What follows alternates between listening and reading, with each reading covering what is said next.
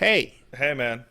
this is an audio podcast. It is an audio podcast, and we're fresh back from RTX. However, if you clicked on this podcast, you should have seen something new. Yes, that's correct. With your eyes. We got a new logo. Yes, we have a new logo. It's got a big C on it, and it's fancy looking. I like it. We unveiled it at RTX at the panel, which will be attached to the end of this Yeah, mini. you're just going to staple it to the Yeah, end there. this is a mini podcast. It's going to be a short one, We're going to skim through it. and then we're going to stick that panel at the end of this one, and you'll get to hear 2 mini podcasts, and that'll be that. Yep. That'll be that. It's different. It's a C. It's also like a beast. It's also like a Contra / Castlevania logo, 2 things that I love. Yep. It's got the wolf dragon super beast looking I thing. think my favorite part is the Rooster Teeth people helped us with this logo. Yes. They threw it at their art nerds. Yep. And the art nerds threw 15 logos at us total. Yeah. And at every part of the process, they give you 5. Okay, you want to work on this one? And me and Woolie picked the same one every time. This is fate. This is a fated logo. Pretty clear cut. And you know it's not lazy because all the S's are different, even though there's 3 you of them. could have done it the same, but you didn't. So that's how you know it's designed. Well, anyway, so yeah, we are back from Austin, Texas, and Austin's hot. fortunately, yeah, we dodged the heat wave here in Montreal, but Yeah. Austin is still, in fact, quite hot. It's into Texas. And the timing was pretty all right too, not just in terms of the heat wave, but also in terms of the fact that not a lot of things happened this week anyway. Yeah. So I feel like, we kind of went over our weeks in brief in the panel. Yeah. And then we took some live emails, Yes, quote we unquote, did. in which the So we skip all your emails this week. Fuck Yep. y'all. including the well, I mean, we'll see. Fuck them. But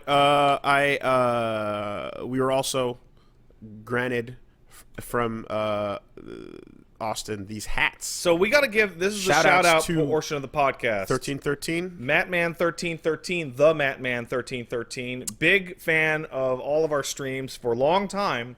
Woolie is wearing his now. It is a big ass cowboy hat with his logo on it. I do, in fact, have my horses in the back. Mine and Paige's are at home because I felt like too much of an asshole coming over here with it on, as mine has my head logo in the forehead. You gotta commit. And Paige's has a upside down McDonald's arches for McDonald's for women. You gotta commit. I would have worn this out into the streets. We also got for transit. We also got new merchandise. Yes. Which will be available to you shortly. A WoolieVersus and a Pat Stairs hat shirt. Big thumbs up. Which I spilled a bunch of chicken wings on last night. Beautiful. And then this morning, after I put it in the wash, I spilled half a can of Red Bull on it right before coming out here. That is authenticity. Which is why I fucking sent you that text saying I was going to be 15 minutes late, because it looked like I pissed myself from my nipples. Oh, that's fucking great. So my shirt is ruined. The shirt that I brought, the one shirt that I grabbed off the rack, I have destroyed it. Fantastic. Yee, and I cannot emphasize this enough. Haw. But more shout-outs. Mattman1313 for those wonderful hats. Everybody that we ran into. Yep, yow! I want to give a big shout-out to our new friend over at Rooster Teeth for Reed, who helped us find things and helped us out at every opportunity. Yes. Very nice man. And also short like me. Yes, Fareed is very cool. And we got to hang out a little bit later because you guys left a little bit before we did. So, also, a huge shout-outs to Austin Eruption for showing us around town. Yelling at me from his car, scaring the piss out of me. Taking us to some queso joints. Putting some tacos in me. Getting me all fed, full of the good shit. Yep. And he took us to a cool board game bar, which had literally, there was a bookcase that opened to a secret room. Oh, come on. That was private reserved. And we got to play some games in there. And, yeah, Fareed came and hung out. So we got to have some good times playing Secret Hitler. When you were not around, and I was hanging out with my buddy MegZ71, love you, buddy, who plays 14 with me, we went to Austin's Museum of the Weird, which had a totally real Bigfoot encased in ice that was super real, I promise. Encased in ice. Encased in ice. It was on an episode of Unsolved Mysteries 40 years ago. Did you know that? But more importantly than that, everything in that museum is bullshit. Except for, I believe his name was Johnny T-Rex, a sideshow artist that I went to see, who gave us a hell of a show. His name is Johnny T-Rex because his front arms, yes, his arms are significantly underdeveloped and at essentially the elbow, and his hands are all gnarled. But he has a great attitude, and more importantly than that, he is immune to electricity, and hooked himself up to a car battery with us, and then walked around the room zapping the shit out of people with his knuckles. Would you say that he was keeping Austin weird? He was keeping Austin weird, and in fact, in the gift shop for this place, it said "Keep Austin Weird," which I thought was a fucking joke. I don't know why you thought it was a joke. Because it's stupid. Because it's fucking stupid. Having your actual phrase for your hipster city being "Keep the City Weird" is fucking dumb. It's their, like, it's, what do you even call, like, not gentrification, but like Hipsterification. Like, no, but that's already gentrified. Yeah. So it's then once it's anti-normie it's like after, like, keep it gentrified, or I don't know, whatever. I don't know. Keep it Austin's weird. Don't normalize weird. it. It's a weird place. Yeah. We also went Keep to Beach that City weird. wonderful party, which I bailed out on early because there was loud music, and that made Pat nervous. You used the extent of your extroversion power to its limits. I was there for 2 hours and 40 minutes of 3 hours. Yeah. See, I have a style switch button. Yes. That's the difference. Well, the fun part is that, so me, Paige, and Punch Mom went down to the industry event that all the industry people would be at, and I walked in, and I immediately pulled out my phone and went, "Woolie, where the fuck are you? This place has loud music. Get over here." Yeah. And you showed up not too long afterwards. Yes. Because I was checking out the local FGC, which over in Austin, there's two places. There's Arcade UFO, which was used to be run by Fubar Docs. Shout out to that place. They're holding it down. They're little corner. Lots of good fighting game machines and rhythm shit. And then Star 69 Garcade, which is the garage arcade. Oh man, that's fucking. I love that. Yeah, and that's weird. Yeah, and they had a Samurai Showdown tourney going. Like, so I'm like, I'm gonna go support this local and see what's up to the people. Mm-hmm. But yes, I eventually got there later. So unfortunately for Woolie, once he had gotten there, we'd run into many folks. We'd run into Chris and Jam and Sand Unicorn, and oh god, I forget two other people's names. I feel like such an asshole. But more importantly than that, by the time you had arrived, our new friend Jam and One Peach Saliva had been able to imbibe alcohol, which led to, I think Jam asked the question, who would you rather fuck, Spider-Man or Batman? I'm telling this story, you're not getting away from it. Now, everyone in the entire group said Spider-Man, except for Woolie. Okay, look. Who said, you can't do that, he's a high school kid. Okay, look. Before the options even got laid out, I simply brought to everyone's attention that Tom Holland, not in real life, but in the Peter Parker character, is a middle-aged, middle teenager. So I'm like, I don't know whether that's, well, I don't know which teen that is, but it's probably not legal teen. So in America, so you can be 18 in high school. You might need to get in the jail. Yeah, you see, I'm also not used to high school meaning 18. Because here you can't be 18 in high school unless you're a dumb fuck. Here, high school means 16 at most. 16, 17 and a half when you go to college. Is the last year. So I'm just like, that is possibly the jail. Jam and Paige took offense to this and decided to tell Woolie that Spider-Man is 18 and began to cracker dance at him. That's a good way to put it. While pushing you into a corner, yelling 18-year-old Spider-Man at the top of their lungs. Yes. For, I want to say 20 minutes. Yeah, longer than that. Okay, because you tried to get away. I saw you sliding against the wall. Yeah.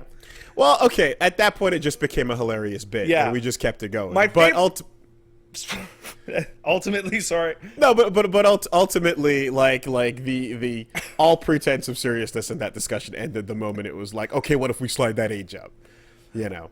And My favorite part is that when I told Paige about this later, because her memory sucked ass, I was like, you know that, like, Troy Baker was, like, 10 feet behind you. Right there. And moved away due to the commotion you two caused. In fact, quite like So I saw it happen. Didn't get to meet you. You're very handsome. I liked your hair. Apologies. That's on us. Spider-Man is 18. However, I am happy to say that our shirts next to each other all sold out. Yes! And that was really awesome of everyone. Thank you so much. Thank you. Made a huge impact, clearly, for the first possible event that they could be sold at.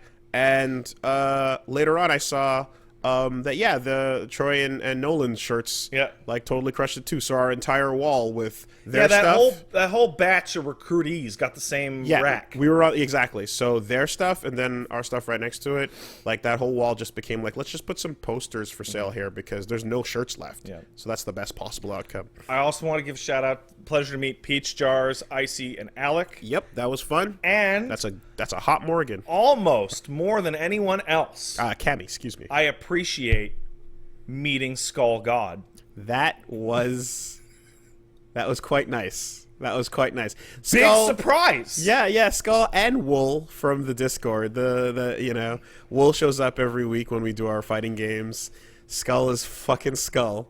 And he came in and after getting, you'll hear it. Whatever, you'll hear it. He's in there. It's almost a spoiler that we. The man knows how to bust someone's balls. Oh yes, that's how it goes every time. Every time he's given a microphone, so I'm not even surprised. But whatever, that's spoilers for the actual. We'll get to that at the end of this podcast. But I was highly amused by the receipt I was given, the invoice I was given after the panel for Overwatch training, Titanfall.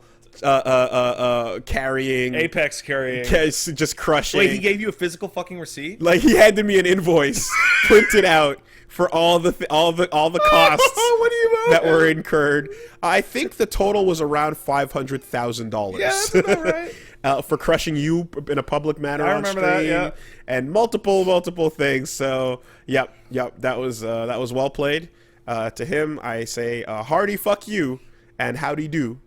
And fuck you, Mothman, too. Just cause I know you're in on it. Because I know he's in on it. He's in on it. He's probably in on it. Because I'm having a good time with Mothman. Mothman sent me a genuinely super heartfelt DM yesterday. It's like, I'm having so much fun with 14. This is the best game. Thanks, buddy. Yeah. And I'm like, yeah, I'm the best. Fucking Mothman. If Skull's up to some shit, he's not far behind. You know what? I want to give a shout out to someone whose name we never got.